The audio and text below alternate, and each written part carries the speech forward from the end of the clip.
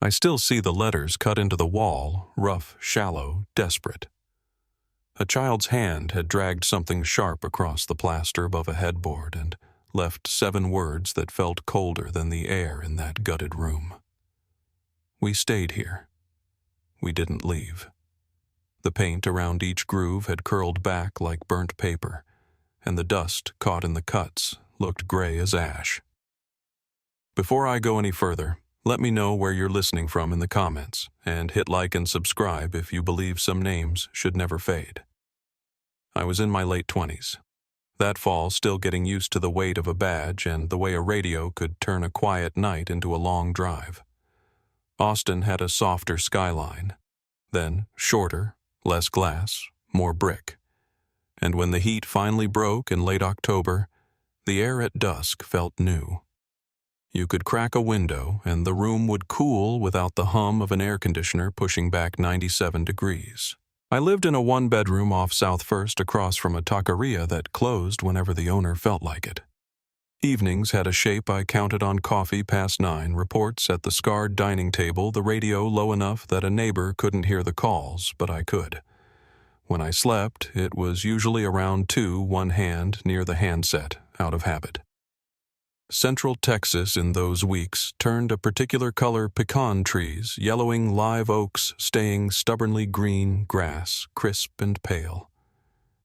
Highway 281 ran like a dark ribbon through the hill country, 2 lanes narrowing to 1 at the worst times, every gas station lit like a stage. If you've driven it at night, you know the feel the headlights of oncoming pickups roll over your windshield like surf, then leave you alone with your engine and the red glow of your dash. Motels sat back from the road on gravel aprons, sun-faded and stubborn. You could smell the oil in the parking lots even after a day-long wind. The Red Oak was one of those places.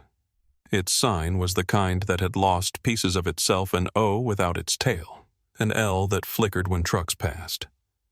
If you stood in its empty office, you'd hear the ice machine cycling and the soda machine groaning in a way that made you think of old refrigerators.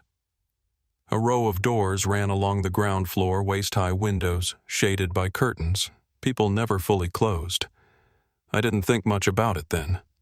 It was a landmark on the way to interviews in Blanco, a strip of tan stucco and dark trim you clocked peripherally while counting mile markers and watching for deer. That Friday had been a plain day by every measure.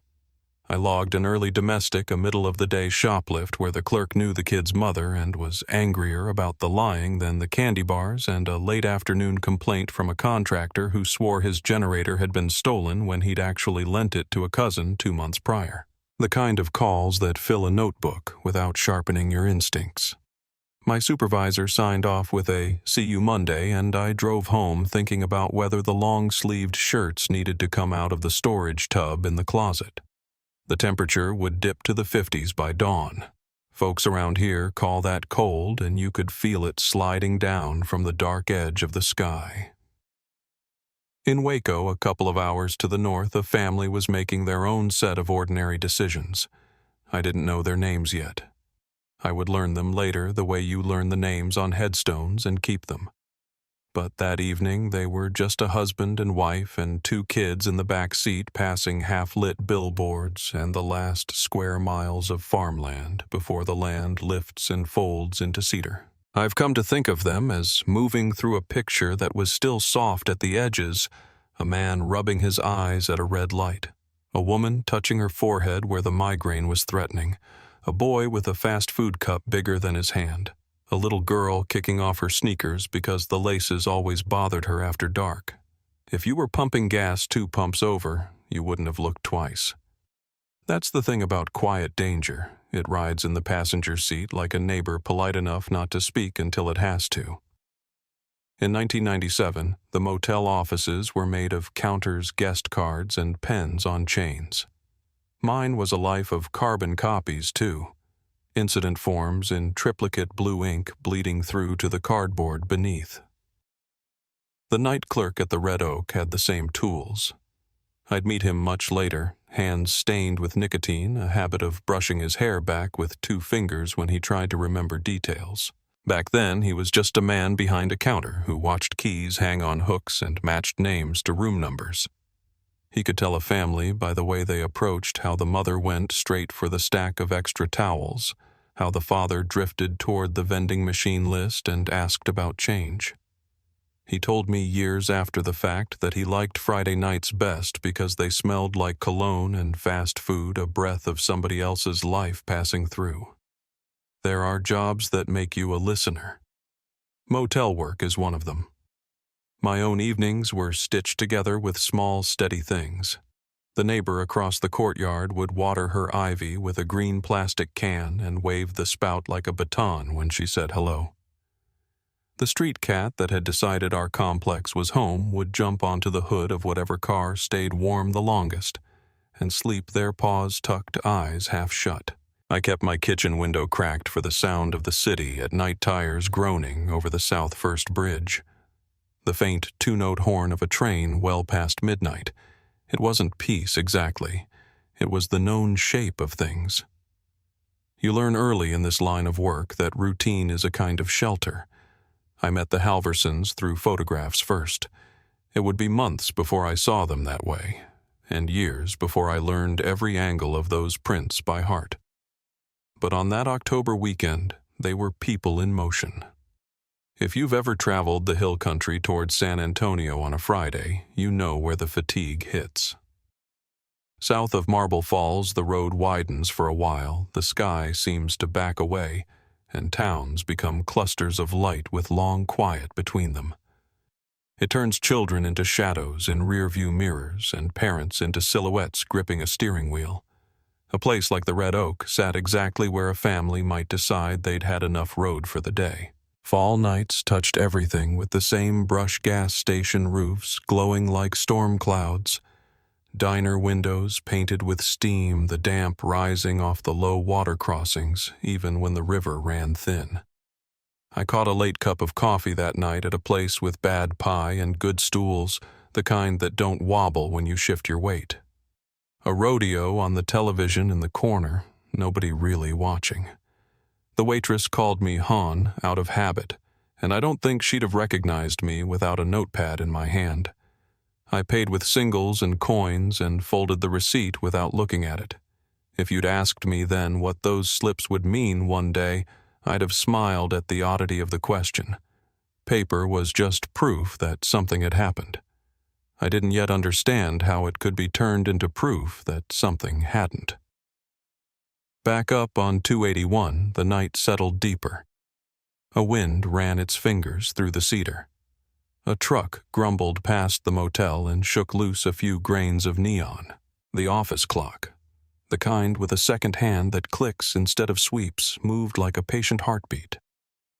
Kids in pajamas, if there were any behind any of those curtains, learned the particular ceiling texture of a room you don't live in, the way the light from a parking lot crawls across it in squares.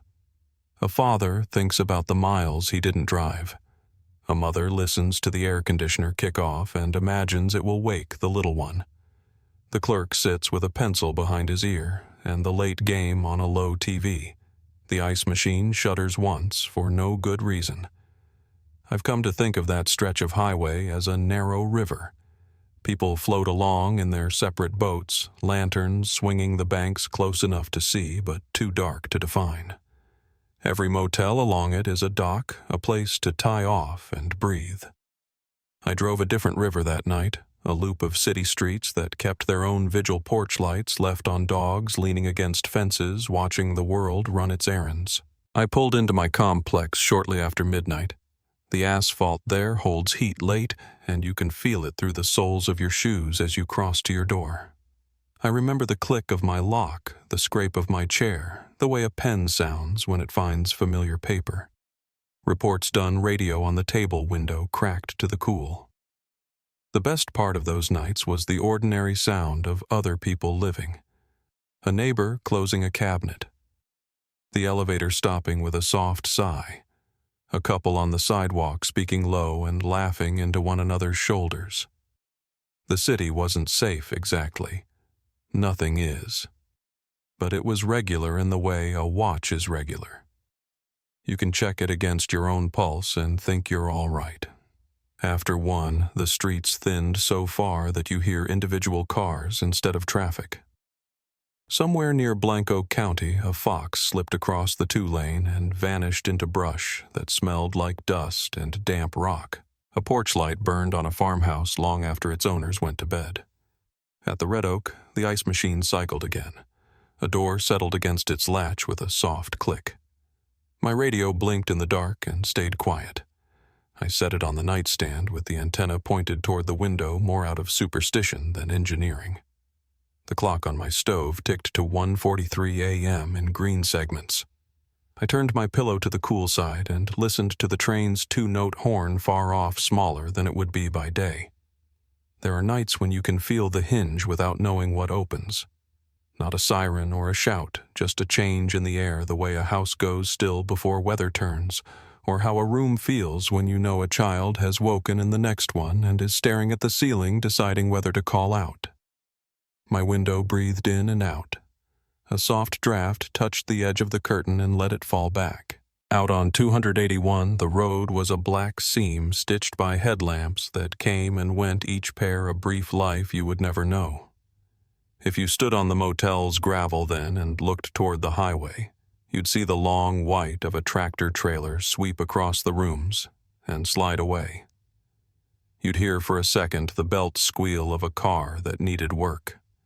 You'd catch the smell of cold coffee in paper cups left on hoods and the faint stale sweetness of a vending machine someone forgot to unplug. The sign would buzz, drop out, and buzz again. A porch light 2 doors down would burn steady, unblinking. Someone somewhere along that row of rooms would get up to use the sink and let the faucet run a hair too long. I turned off my lamp and let the noises of the building sort themselves out. One ceiling fan. A refrigerator motor stepping down and stopping. The street cat landing on a hood with a hollow thump. I closed my eyes. The last thing I noticed before sleep took me was the red digital clock on the nightstand shifting its numerals with a soft plastic click and the faintest trickle of cooler air slipping under the window from the north where the highway and the hill country lay. Under a sky so clear you could almost see the distance.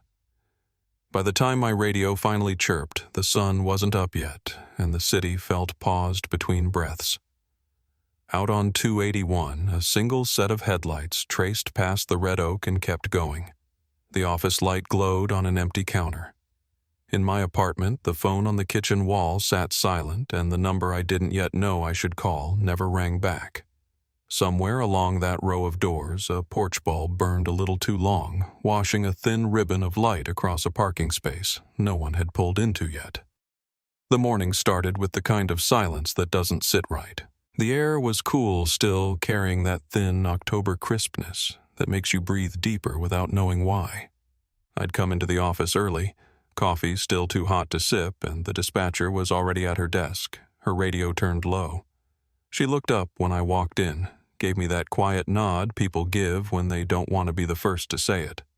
A call had come through from Blanco County. Motel staff had found a family's room, undisturbed beds, untouched luggage neatly stacked, and their vehicles still parked outside. I didn't know the name yet, but I could feel the weight in her voice before she even finished the sentence. That tone you only hear when someone's saying the beginning of a story that won't end for years. By the time I reached the Red Oak Motel, the sun had climbed enough to wash the whole lot in that pale, flat light that makes every shadow look wrong. The sign out front flickered unevenly, just 2 letters still working, the M and the O. It was the kind of place where paint peeled faster than anyone could care to fix it, and yet you could tell it had once been somebody's investment, back when the road had more travelers than truckers. I remember the smell before anything else. Old carpet stale air, a hint of mildew that had settled deep into the wood. The local deputy was already there, standing near a housekeeping cart, flipping through a small notepad. He gave me a look that said he didn't want to be the one in charge. The room was still. That's what hit me hardest when I stepped inside. Still not empty, not disturbed, just motionless in a way that felt unnatural. The beds hadn't been slept in, the sheets crisp and flat. A few personal items sat out as if placed intentionally. 2 toothbrushes, a small bottle of children's vitamins, a paperback folded open halfway through. There was a sense that a life had paused mid-breath. On the nightstand sat a hotel key and a fast food cup with a name scrawled across the lid in black marker, Emily. The kind of handwriting you see from a tired parent keeping track of which drink belongs to which child.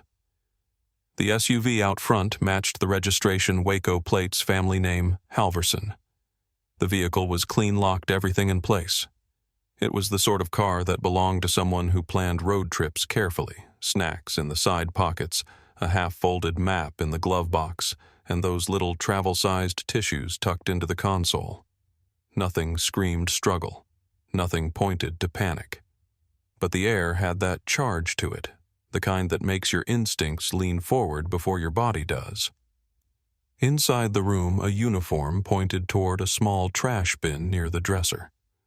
"Found this," he said. I crouched beside it, lifted the liner carefully, and saw what looked like an ordinary gas receipt. The timestamp read 3:15 a.m. Location about 49 miles south, signed with the father's name, Robert. It wasn't much, but it was something, and in that moment, something felt enormous. We combed through every inch of the property, spoke with the manager, the night clerk, even the housekeeper who'd first noticed the car still sitting in the same spot. No one had seen or heard a thing. The clerk swore he'd been awake all night, said the office phone never rang. It was one of those nights, he told me, where the road was quiet. No fights, no traffic, just the hum of tires every so often. It's strange how ordinary a night can sound before you learn what happened during it. The reports were written, the car towed for examination, and the room sealed. I watched the yellow tape flutter against the frame as we closed it off. That should have been the end of my part, just another mystery to file and forward. But I couldn't shake the way the air in that room had felt thick, watchful, as though the walls themselves had seen too much. There's a particular loneliness in a place that's supposed to hold people but doesn't anymore. It lingers. Weeks turned to months, and the file stayed thin. The Halversons' names drifted from conversation, then from headlines, until they were just a footnote in a folder marked Unresolved. I saw their photographs in the case log more times than I can count. Robert, tall, square-shouldered, with a grin that looked easy, until you noticed it didn't quite reach his eyes. Denise, soft features, her hair pulled back like someone who never let herself be late. Tyler and Emily smiling at what must have been a family picnic, the kind of photograph that ends up on a mantel. Every time I looked, I found something new to notice: the way Emily's small hand rested on her brother's arm, the faint crease at the corner of Robert's mouth as if he were about to speak. It's strange what sticks with you. The motel shut down a few years later. The sign fell during a thunderstorm, the last of its bulbs scattering across the gravel like old teeth. People stopped mentioning it, except in passing another relic of a highway that had outlived its use. But the file stayed with me. It sat in the lower drawer of my desk through different offices, different captains, different seasons. Maybe it was superstition, or maybe it was guilt, but I could never bring myself to move it to the cold case archive. I didn't set foot on that property again until 2021. 24 years later. The call came in from a developer clearing the land for new construction. Said his crew had found something buried near where the dumpster once stood, a metal box rusted nearly through padlock fused with time. He sounded nervous, and I couldn't blame him. You don't dig up the past in Texas soil without feeling like you've disturbed something that wanted to stay put. By the time I arrived, the sun was sliding low, staining the brush in copper. The lot looked smaller than I remembered. The office roof had caved in, weeds taller than my knees swallowed the old parking lines, and the air smelled faintly of creosote from the fence posts that had long since rotted. The contractor led me around back boots, crunching through dry grass. There it was, the box set off to the side on a patch of concrete still streaked with dirt. He said he'd found it wedged behind broken cinder blocks where the old trash enclosure used to be. I crouched beside it, felt the brittle metal give a little under my hand. With the deputy's help, we forced it open. Inside, under flakes of rust and decayed paper, were receipts, dozens of them. Gas slips, motel registrations, all dated between the late 80s and late 90s. Some had names, some didn't. One folded neatly in half caught my eye. It had the same date and time as the Halverson receipt, October 12th, 3:15 a.m. But a different gas station, a different county entirely. It wasn't signed. That moment hung in the air. The deputy leaned over my shoulder, his flashlight beam trembling slightly. "Could be a copy," he said. I shook my head. The paper was different, the print faint but distinct. It wasn't a copy, it was another trail, another story written to mirror the first. I felt that same current under my skin I'd felt standing in room 6 all those years ago, the sense that something was out of place in a way that went deeper than what we could see. We carried everything out carefully, laid the contents across the hood of my car, and photographed each piece before sealing it in evidence bags. When the contractor asked if it could really be connected, I didn't have an answer yet. But I knew enough to listen when the ground gives something back after 2 decades of silence. That night, back at the office, I pulled the old file from the drawer. The pages had yellowed at the edges, paper clips rusted faintly where sweat had once dried on my hands. I laid the new receipt beside the original. Same timestamp, different location, a perfect echo. I sat there long after the building emptied out, listening to the hum of the fluorescent light overhead. The idea settled slow heavy. This wasn't an isolated act of chance or error. Someone had made sure those dates aligned, someone who understood that a trail could tell more than the truth itself. Before I left, I called Denise's sister, who still lived in Waco. We hadn't spoken in years. She answered on the third ring voice, fragile but steady. When I told her new evidence had surfaced, she didn't ask for details. She just said I knew they weren't gone for nothing. That sentence has lived with me ever since. The next morning, I was back at the motel. I couldn't let it rest overnight. The place was colder, shadows heavier even under a bright sky. The office door had swollen shut from humidity, but with the deputy's crowbar and a little persuasion, it gave way. Inside, dust hung like smoke in the slanted light. A rotary phone still sat on the counter, its cord twisted in loops, and behind the desk, the old wall calendar clung to October 1997. I stood there for a moment, staring at the square around the 12th, marked in fading red ink. Someone had written room 6 checkout across it. My chest tightened as I turned the page. November was blank. I found the guest log in a drawer beneath the counter, warped from moisture but legible. Each page was a small piece of history, names, dates, notes in different handwriting. When I reached that same October weekend, my throat went dry. There it was again. Halverson Room 6 paid cash. The last entry before the ink ran thin. I traced the letters with a gloved finger. It's hard to explain what that does to you to find handwriting from the night everything stopped. It's like the past reaches out in perfect detail while the people it belonged to remain ghosts. I stood there for what must have been a minute, maybe longer, until the sound of the deputy's boots behind me pulled me back. He was holding something else, a small envelope, yellowed and sealed, tucked behind the filing cabinet. No name on it, just a faint, greasy thumbprint on the flap. We logged it and bagged it, but even now I can remember the way it felt to hold something that shouldn't have survived that long. When we stepped back outside, the sun was low again, the horizon that strange orange that turns everything metallic. The wind caught the edge of the sign's frame and made it rattle. The contractor stood by his truck uneasy, waiting for us to finish. "Detective," he asked, "you think that family's still out there?" I didn't answer right away. I looked across the lot to where the rooms stood in a row, doors missing curtains, shredded each one, an open mouth that had forgotten how to close. I think I said finally, "We've been looking at this all wrong." That night I couldn't sleep. I sat at my kitchen table with both receipts spread out in front of me, the original and the one from the box. I traced the lines of the timestamps with my thumb, imagining that night along the highway, a family's taillights disappearing into dark, the sound of tires on gravel, the glow of a gas station sign somewhere south. 2 pieces of paper saying the same thing in 2 different places. Someone had gone to great lengths to make sure the world would believe the Halversons had simply kept driving. Outside my window, the city was quiet. A siren drifted in the distance, faded to nothing. I stared at those slips until the ink blurred. When I finally shut my eyes, I could still see the numbers printed across them, 3:15 a.m., over and over like a heartbeat that refused to stop. By morning, I knew what I had to do. I called for the case to be reopened.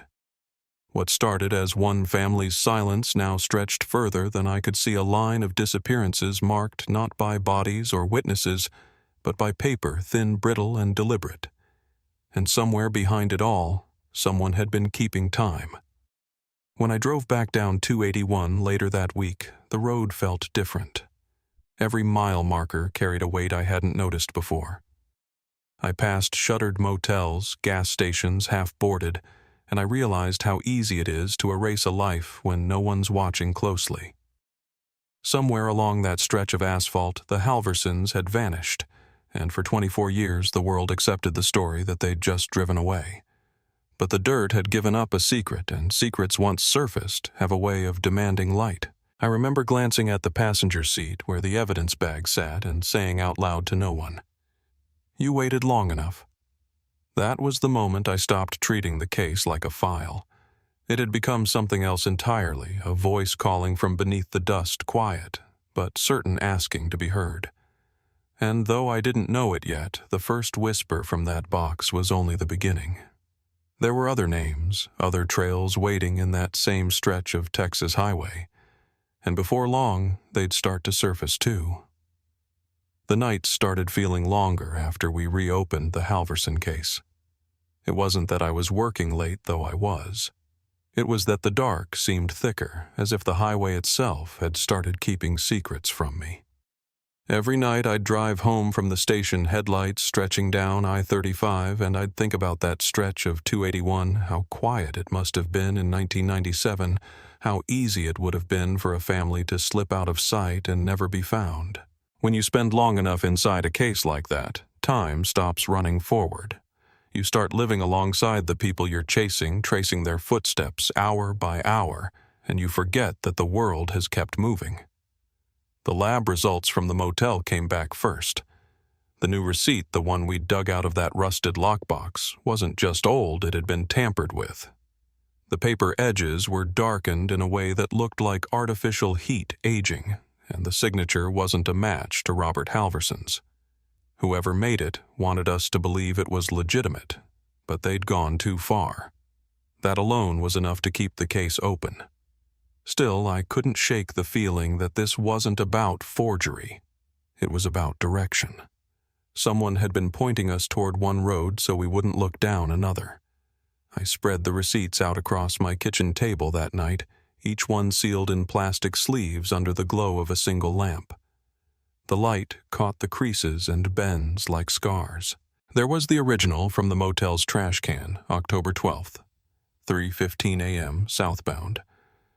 Then the twin from the box, same timestamp, same handwriting style, but from a gas station 40 miles east. 2 pieces of paper that shouldn't exist together, each insisting on a different truth. I stared at them until the lines blurred, and for a moment it felt as though the paper itself was watching me back. Just past midnight, there was a knock at my door. Sharp, deliberate. 3 times. The kind that wakes up every instinct in your chest before your body moves. I slid the chain across and peered through the peephole. An older woman stood there under the hallway light coat, buttoned unevenly, her gray hair pulled back in a loose braid. She didn't look afraid, just determined. I cracked the door an inch, hand still on the lock. "Detective Whitfield?" she asked, voice rasped from age or nerves. I nodded. "My name's Marlene," she said. "I worked the Red Oak Motel back then. I think it's time I tell you what I saw." I let her in. The smell of mothballs and cold air followed her. She moved slowly cautious, as if every step into that apartment was a decision she could still undo. I gestured to the chair at my small kitchen table, the one where the evidence still lay. Her eyes caught on the photographs spread before her. Robert, Denise, the kids. She reached out, hesitated, and then rested 2 fingers lightly against the plastic sleeve holding Emily's photo. "She used to hum," she whispered. "I remember her voice in the hall. That's how I knew it was them." I sat across from her, pen ready but silent. She didn't need prompting. The story came out like she'd been holding her breath for decades. That night, she said, had been unusually quiet. Only a handful of guests. 2 truckers, a salesman, and the Halversons in room 6. Around 3 in the morning, she'd been folding linens near the office window when she saw the family step outside. The father was carrying the little girl. She said, eyes unfocused, replaying the moment. The boy was half asleep, stumbling. The mother kept looking over her shoulder, at what I asked, gently. Her voice dropped. At the man behind them. She never saw his face, just the cap pulled low, the jacket zipped to his throat. He walked close, too close, but didn't touch them. They all climbed into the family's SUV. Then the vehicle rolled toward the highway and vanished into the dark. But the father wasn't driving, she said. The man in the cap was. For a long moment, the only sound in the room was the hum of my refrigerator. I could hear her breathing, short and shallow. "Why didn't you come forward then?" I finally asked. She looked down at her trembling hands. "Because the next day there was an envelope in my locker. $500. No note, no message. My husband said it was a warning, told me to burn it, and I did." She pressed her lips together, a faint tremor running through her jaw. "But I never stopped seeing them. Every night when I close my eyes, they're still walking toward that car. When she left, I watched her disappear down the hall until the elevator door shut." Her story lined up too neatly with the receipt's timestamp 3:15 a.m., the same hour the family supposedly bought gas 50 miles away. That meant one of those receipts was a lie. It wasn't evidence of travel. It was a smokescreen. Someone had used paper to rewrite the night. I called the county dispatcher and requested every traffic record from that stretch of 281 between midnight and 4 a.m. on October 12, 1997. It was a long shot, but if Marlene was right, the SUV hadn't gone far before it was seen again. I stayed awake until dawn, listening to the city stir garbage trucks, clattering tires, hissing over damp pavement, the first birds calling from the wires outside. The radio on my counter crackled once, then went still. I took another look at the photograph of Denise Halverson. There was something in her expression I hadn't noticed before, a quiet kind of fear tucked beneath a mother's calm. Maybe I was just projecting, but it felt like recognition. By noon, a deputy from the records division, Ruiz, stopped by with a manila folder thick with photocopies. He was young, still new enough to think the job was about quick answers. "You were right," he said, sliding the folder across the desk. "There's a traffic stop logged that night. 3:40 a.m., dark SUV with a broken rear plate light southbound near Blanco County. No ticket, no database record, just a note scribbled in a deputy's personal log. I flipped through the pages until I found the entry. The handwriting was rough, hurried, male driver, female passenger, 2 minors asleep, license smudged by rain. The deputy hadn't written the name clearly, but the vehicle description matched perfectly. "Who was the officer?" I asked. Ruiz checked the header. "Harold Keene. Retired 10 years ago. Lives out near Marble Falls. That evening I drove out to see him. The sun was low over the hills, and the road shimmered with heat that hadn't quite settled from the day. Keene lived in a modest ranch-style house porch sagging slightly, an American flag faded to pale stripes fluttering in the yard. He met me at the door, a wiry man in his 70s, sharp eyes behind weathered lids. When I mentioned the date, he didn't look surprised, just tired. I remember he said quietly, "You don't forget the ones that start normal." He described the night as damp, light rain moving in from the west. He'd seen the SUV pass by and noticed the broken plate light. When he pulled them over, the driver handed over a license. Halverson's name printed across it, but the ink had smeared from the rain. "I shined my flashlight inside," he said. Kids were asleep in the back. Little girl slumped against her brother. The woman looked right at me, eyes wide like she wanted to speak but couldn't. I figured she was just tired. He paused, voice catching. Something about her face, it stayed with me. I told myself it was nothing. Waved them on. He looked down at his hands, fingers knotted tight. You think about that moment a lot, Detective. The one where you could have stopped something and didn't. Driving back to Austin that night, I replayed his words over and over. It wasn't just guilt speaking. It was recognition. He had seen a woman who was alive, afraid, and being driven somewhere against her will. That meant the family hadn't vanished by accident. They'd been taken by someone who knew how to leave no trace but one carefully placed receipt. When I reached the city, the sky had turned black rain misting against my windshield. My phone buzzed as I pulled into the station lot. A text from Ruiz. Found another name connected to a similar receipt. 1989 case traveling salesman disappeared off 281. Sending details now. I sat there in the driver's seat, engine still running, staring at the message. The realization came slow, like the drip of a faucet that won't shut off. The Halversons weren't alone. There had been others years apart, same corridor, same pattern. Receipts marking their last supposed sightings, all neat, all tidy, all false. Inside the station, I spread the files across my desk until there was no room left. Each name represented a vanished life. Daniel Holloway, 1989. A mother and child in 93. A college student in 96. And now the Halversons in 97. All within a narrow stretch of Texas highway. All tied to a paper trail that rewrote their endings. I felt the weight of it settle in my chest, heavy as the humidity before a storm. At some point, exhaustion caught up with me. I closed my eyes, head resting against my forearm. The sound of rain on the windows pulled me under. When I woke, the sky was lighter, a pale gray. The evidence room smelled of coffee and disinfectant. Ruiz was standing by the door, holding an envelope. "This came for you," he said. "No return address. Just my name written in block letters."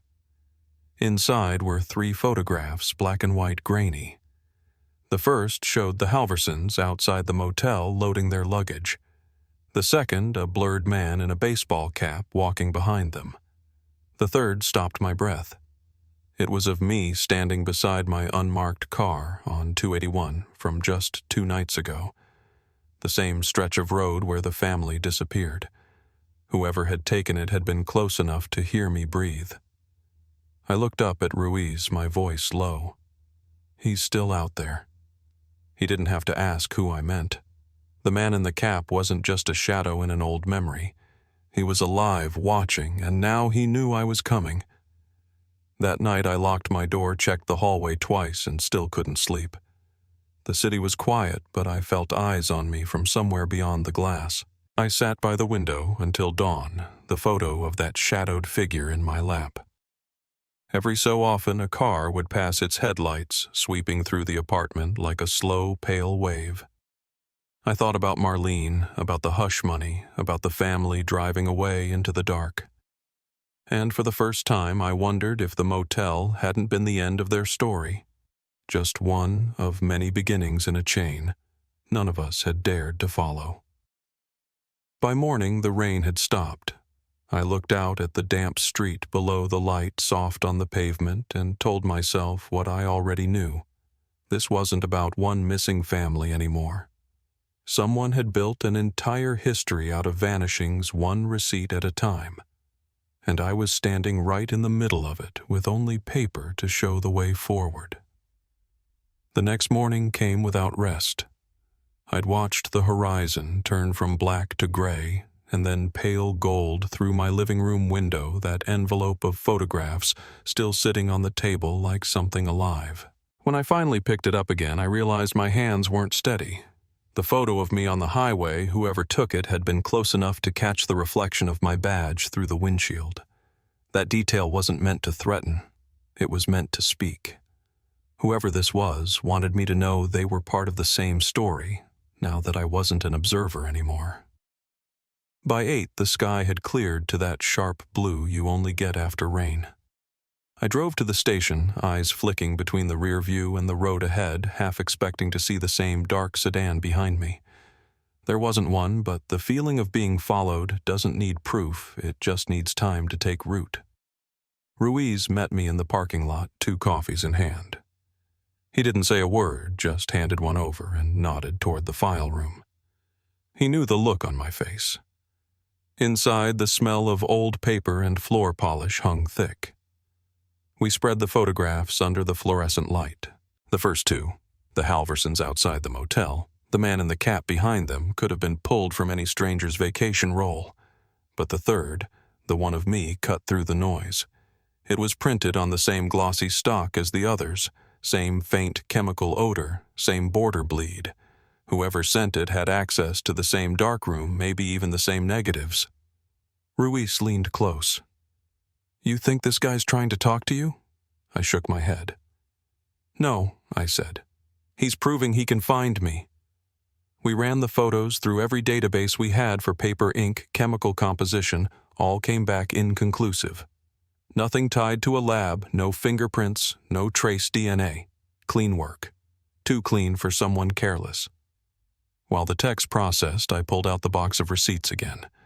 Something in me kept circling back to those slips, as if they weren't just evidence, but a language I hadn't yet learned to read.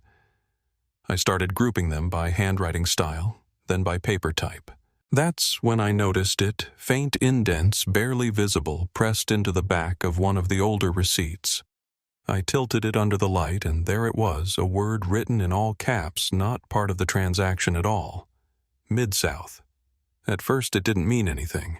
Could have been a gas supplier, a repair service, a random stamp, but something about it snagged my attention. I typed it into our system cross-referencing with business registrations tied to properties along 281. Within seconds, a cluster popped up, Mid-South Services, LLC. Registered in 1984. Listed as a maintenance contractor for roadside motels across central Texas. The addresses were scattered like pins on a map. San Saba, Lampasas, Blanco, all the way down to San Antonio. And every one of them matched locations tied to unsolved disappearances. It felt like stepping into the outline of something too big to see all at once. Ruiz leaned over my shoulder. "That's not coincidence," he said. I nodded, already dialing the state archives. The company hadn't paid taxes since 2003, but the lease records showed a single name listed as Agent of Contact Victor Carnes. The name hit me like a whisper I'd heard before. I dug through the Halverson file again, through the witness interviews, and there it was in Marlene's old employment paperwork. Property Foreman V. Carnes. He'd been there the whole time, hidden in plain sight, signing invoices, collecting receipts, keeping the lights on for a place that swallowed families whole. By afternoon, we had a partial address and abandoned property in Burnett County listed as a storage site under the same LLC. I called for a warrant and drove out there before the ink was dry. The road was narrow, lined with mesquite and cedar, the kind of drive where radio signals fade and you start to hear your own pulse louder than the tires. The gate was rusted but unlocked, swinging on one hinge. Beyond it sat a cluster of old trailers, a collapsed barn, and what looked like an office trailer with a door barely holding to its frame. The smell of dust and engine oil hit as soon as I stepped out. The air had that heavy stillness you feel before thunder, though the sky was clear. I moved slowly, scanning for footprints, for anything fresh. Inside the trailer, the light slanted through blinds warped from heat. Papers covered the floor, invoices, motel logs, room keys bundled with string. And there, on the far wall, nailed in rows, were receipts. Hundreds of them. Each one pinned carefully, corners aligned, the handwriting so consistent it looked printed. I felt my throat close. This wasn't a storage site. It was a record. Every name, every date, every fabricated trail. A map of erasure. At the center of the wall, under the yellow glare of a single bulb, hung a photograph. It was the Halverson family, the same one from the file, but different. They were standing in front of the motel sign, smiling eyes squinting against the sun.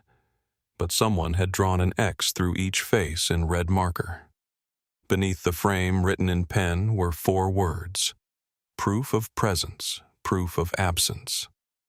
That's when I heard the floor creak behind me. I turned, slow hand on my sidearm. A man stood in the doorway, tall, thin, wearing a cap pulled low, just like in the photo. His face was older now, lined and hollow, but his eyes carried something that didn't fade. Calm, almost polite. He raised a hand, not in surrender, more like greeting. "Detective Whitfield," he said. "You found my archive." His voice was steady, deliberate. Not angry, not afraid. "You've been busy," I said. He smiled faintly. "I keep records. People forget too easily." His gaze drifted to the wall. Those folks, they were temporary. Travelers. They left no roots. I made sure they had proof they'd been here. "You forged their trails," I said quietly. "You made it look like they just moved on." He tilted his head. "Moved on. Disappeared. Same thing, isn't it? The world keeps turning. Every instinct in me screamed to draw, but I held still." "Where are they, Victor?" I asked. He blinked once, slow. "Buried where they chose to rest." I took one step forward. He stepped back, hands lowering toward his jacket pocket. "Don't," I said. He stopped, eyes flicking toward the wall again. "You wouldn't understand," he whispered. "Paper lasts longer than memory." The sound of boots outside broke the stillness. Ruiz and 2 deputies, weapons drawn, voices commanding. Carnes didn't flinch. Instead, he looked straight at me and said, "You keep their names alive. That's your job now." Then he moved. It happened fast. A flash of metal, a shout, the deafening crack of a gunshot that filled the small trailer like thunder. When the smoke cleared, Carnes was down a neat hole through his chest. The weapon, a small revolver, lay beside his hand. Ruiz called it in his voice, clipped and urgent. I just stood there staring at the wall of paper, feeling the weight of every name staring back. Later, as the scene swarmed with forensics and paramedics, I stepped outside. The sun was sinking, staining the horizon red. Behind me, the evidence team cataloged everything, the receipts, the photographs, the notebooks. It would take months to process, years to fully understand. But for me, the noise had already gone quiet. I walked toward the tree line, past the trailers, until the sounds faded to nothing but wind. There, about 50 yards from the property line, I saw it, a patch of disturbed earth beneath a live oak, fresh, darker than the soil around it. I called Ruiz over and we began to dig. The ground gave easy, too easy, the topsoil still loose. 6 feet down, the spade hit metal. Not a coffin, not a drum, a box. We cleared it enough to pry the lid open. Inside were folded clothes, neatly stacked. A child's shoe, a wedding ring, and at the very bottom a small photo album with a cracked spine. The first page held the Halversons, the second another family, and another, each page labeled with a date and the same phrase, "Final Record." I couldn't breathe for a moment. The realization settled slow, cold. This wasn't just about killing. It was about control, about rewriting existence itself. Carnes hadn't just buried people. He'd buried their truth and replaced it with his own. When we finally closed up the scene, the stars had started to come out. I stood by the cruiser, hands still caked in dirt, looking back at that small patch of land. The hum of crickets filled the air. Ruiz asked if I was all right. I told him I was fine, though I wasn't. Not then. Not really. On the drive back to Austin, the headlights cut through a low fog rolling across the hills. Every shadow looked like movement. Every flash of light on the shoulder made me tighten my grip on the wheel. I kept seeing the line of receipts on that wall, the way they trembled slightly when the door opened like they were breathing. At a red light near the city limits, I looked in the rearview mirror. For a heartbeat, I thought I saw him, the cap, the stillness, sitting in the back seat. But when I turned, it was just the dark. By the time I reached my apartment, dawn was breaking again. I dropped my keys on the counter and sat there staring at the photographs spread across the table. Carnes was dead, but the question he left behind wasn't. How many more walls like that were out there? How many stories rewritten? How many families quietly erased by the hand of someone who believed absence was cleaner than truth? The case was technically closed, but as I sat in that quiet room, I knew better. You can stop a man, but you can't stop a pattern. And the longer I stared at those receipts, the more certain I became that Carnes hadn't worked alone. That thought stayed with me until the sun crept through the blinds and lit the table in pale gold.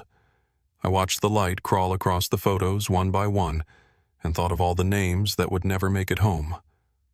Somewhere beyond that silence, I could almost hear the faint rustle of paper, like a whisper carried through time, the sound of stories still waiting to be found. It took months for the soil to give up all it was hiding. The property in Burnett County turned into a slow excavation of names and evidence, layer after layer of what Victor Carnes left behind. Every spadeful of dirt brought out more than we were ready for: wallets, jewelry, scraps of clothing, bits of lives carefully packed away like inventory. In the beginning, I thought I'd feel relief when we found them. Instead, I felt a strange kind of quiet, like the land itself had been holding its breath, waiting for someone to notice. The Halversons were among the first confirmed. Forensic work matched their belongings, dental records, everything. I went to Waco myself to tell Denise's sister because after all those years of silence, she deserved to hear it face to face. When she opened the door, she didn't cry or ask questions. She just stood there, hands shaking, and said, "I knew they didn't drive away."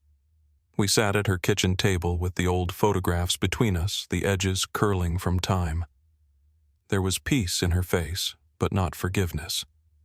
I don't think that ever came. As for Carnes, the official line said he died from a single gunshot wound after brandishing a weapon during an active investigation. On paper, it sounded straightforward. In truth, it wasn't. Every time I closed my eyes, I saw the look on his face before he reached for that gun, calm, almost relieved, like he'd been waiting years for someone to finally catch up. I'd seen killers broken by guilt before, but this was different. It wasn't remorse. It was certainty. He believed what he did had purpose, and that was the hardest part to live with. The press turned it into headlines for a few weeks. The motel murders. The receipt killer names that sound like they belong in a paperback, not a file drawer. For a while, reporters called daily asking about motive, about accomplices. We never found proof of another person directly involved, but there were gaps in his records, missing years, missing trails. Some motel leases tied to Mid-South services had changed hands too neatly, signatures too consistent across decades. I learned to stop calling them coincidences. The evidence walls came down piece by piece after the lab work was finished. The paper went into archive boxes labeled by year. The photos, the ones that had once filled every inch of that trailer, ended up in a climate-controlled room downtown, sealed behind glass like history in quarantine. I went to see them once months later. The archivist had to buzz me through 2 locked doors. Standing there, I felt like I was back in that motel room again, the one where the air never moved. The Bureau filed its final report early the next year. 19 confirmed victims across 3 states. 11 still unaccounted for, but likely tied through the same forged paper trail. The Justice Department drafted a statement calling the case resolved, though the word didn't sit right with me. Resolution isn't closure. It's just the end of a chapter. The story keeps breathing long after the paperwork stops. Ruiz transferred out a few months later, took a post up north. Said he needed different scenery, something with distance. I understood. He'd been there that day in the trailer, the sound of the gun still ringing through the dust. You don't come back from something like that and see the world the same. He calls once in a while, usually late, just to check in. Neither of us talk about the case, but the silence between our words does the talking for us. Marlene, the night clerk who finally came forward, she stayed in town for a while. The department arranged protection at first, but she didn't want it. Said she was too old to be afraid anymore. One afternoon, she showed up at the station carrying a grocery bag full of things she'd kept all those years, an old motel key, a pay stub, the red uniform shirt she'd folded away. "These belong with them," she said. "Not me." I logged the items into evidence, but I kept the key on my desk for months before sending it to storage. Some things you have to part with slowly. The Red Oak property was bulldozed the following spring.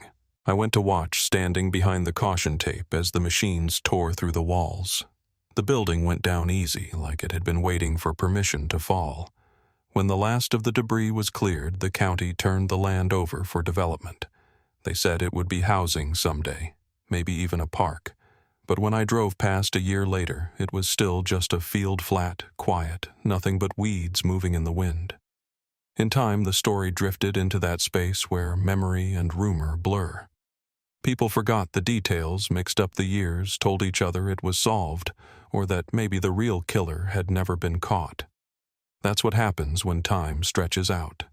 The truth fades around the edges, and what's left are fragments. But I kept the files, copies of the photographs, even one of the old receipts, sealed in a clear sleeve tucked inside the front of my journal. Every so often, when the weight of it gets heavy, I take it out and hold it up to the light. You can still see the faint imprint of the word Mid-South pressed into the back. Proof that paper remembers even when people try not to. I still work cases, though, not like I used to. Slower now. I've learned that justice doesn't always come with answers, and that peace, real peace, rarely comes at all. The Halversons' relatives held a memorial at the site near Burnett, where their remains were found. A simple wooden cross, their names carved into it, the grain sealed against the weather. I stood a little ways off, not in uniform, just another person trying to make sense of what was left behind. Denise's sister caught my eye across the crowd. She didn't smile, but she nodded once, and that was enough. Later that evening, as the sun dropped low, I walked the perimeter of the field. The light turned everything gold, the grass, the gravel, even the air. I thought about Carnes, about his wall of paper, about how a man could dedicate his life to erasing others. It struck me how close remembering and forgetting really are just one deliberate choice apart, and how sometimes the act of remembering feels like its own form of defiance. The investigation ended on record the way they all do. Findings, submitted evidence, sealed reports signed off by people who never walked those motel hallways. But the story didn't stop there.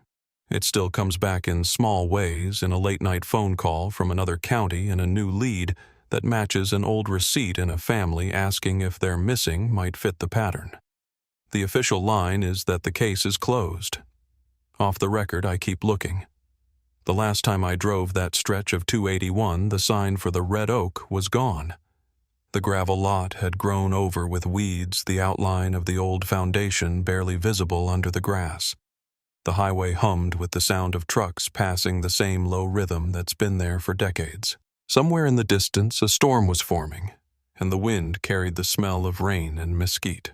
I rolled down the window and listened for a while, just the road, the cicadas, and the faraway sound of thunder. Sometimes I wonder if that's what the Halversons heard that night. The low pulse of the highway, the hum of tires, the sense of something shifting just out of sight. I like to think that when the end came, it was quick. That there was a moment, even small, where they saw each other and knew they weren't alone. You hold on to thoughts like that in this line of work, not because they're certain, but because they're kind. When I got home that night, I placed the remaining photographs into a box and slid it under the bed. There are some things you don't display, but you can't throw away either. They stay close within reach like a promise to the ones who didn't make it home. Every now and then, I still dream of that motel room. The hum of the air conditioner, the flicker of light through the curtain, the faint scent of coffee in the air. In the dream, the beds are made. The room is quiet, and for once it feels like nothing bad ever happened there. But when I wake, I always remember the words carved into the wall above the headboard, the same ones from that first day. We stayed here. We didn't leave. If this story stayed with you, share it not for views, but so no one's name gets lost to the dark. Because forgetting is easy. Remembering takes work. And sometimes that work is the only thing that keeps the light on.